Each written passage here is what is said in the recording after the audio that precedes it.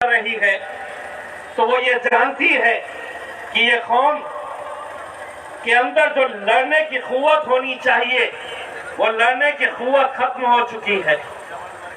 वो जानती है कि हम इनसे अगर इनका अधिकार छीन लेंगे तो ये सड़क के ऊपर आने वाले नहीं है।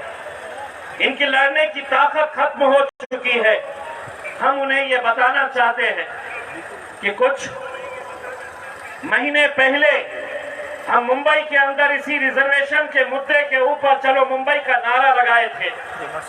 सारी कोशिशें की गई थी कि हम मुंबई तक नहीं पहुंचना, लेकिन अल्हम्दुलिल्लाह आप लोगों की ताकत थी, आप लोगों का जोश था कि जिसकी बुनियाद के ऊपर हम मुंबई में भी गए और मुंबई में जाकर सरकार को ये कहा कि लो हम आ गए हैं।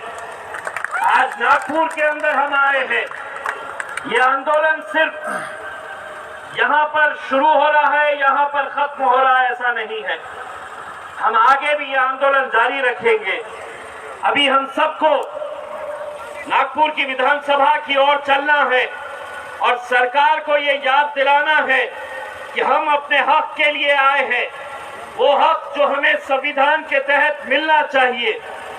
मैं आपको ये बताना चाहता हूं कि डॉक्टर भीमराव अंबेडकर साहब ने क्या कहा था कि दुनिया की सारी तालीम हासिल करने के बाद मैंने राजनीति का रास्ता इसलिए इख्तियार किया कि सत्ता के अंदर हिस्सेदारी के जरिए मैं अपने समाज की मदद कर सकता हूं।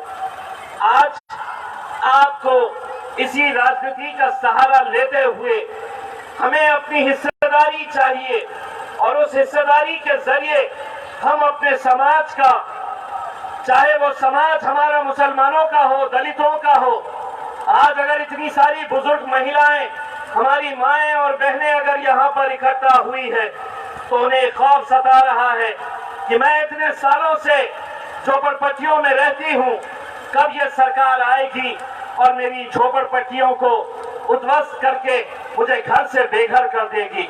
मैं अपनी माँ और बहनों से ये कहना चाहता हूँ, हम आपके साथ पूरी ताकत के साथ खड़े रहेंगे इंशाअल्लाह।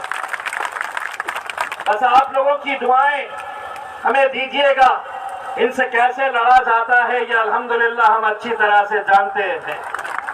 अगर हम दिल्ली के पार्लियामेंट के अंदर नरेंद्र मोदी साहब से आंखों में आंखें डालकर सवाल कर सकते हैं तो आज के दिन हम ये कहना चाहते हैं कि एकनाथ शिंदे साहब हो या देवेंद्र फडणवीस साहब हो, हमारी खामोशी से हमारी शराफत का अंदाजा मत लगाइए।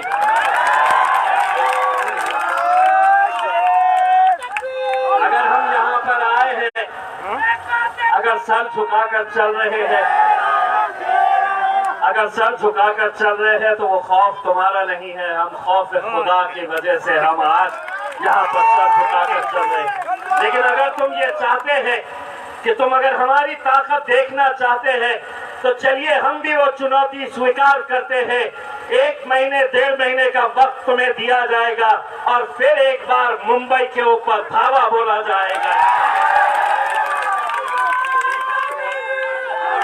अगर ताकत के जरिए ही अगर तुम्हें हमारी बात समझ में आती है तो यकीनन हम वो चुनौती स्वीकार करने के लिए तैयार हैं।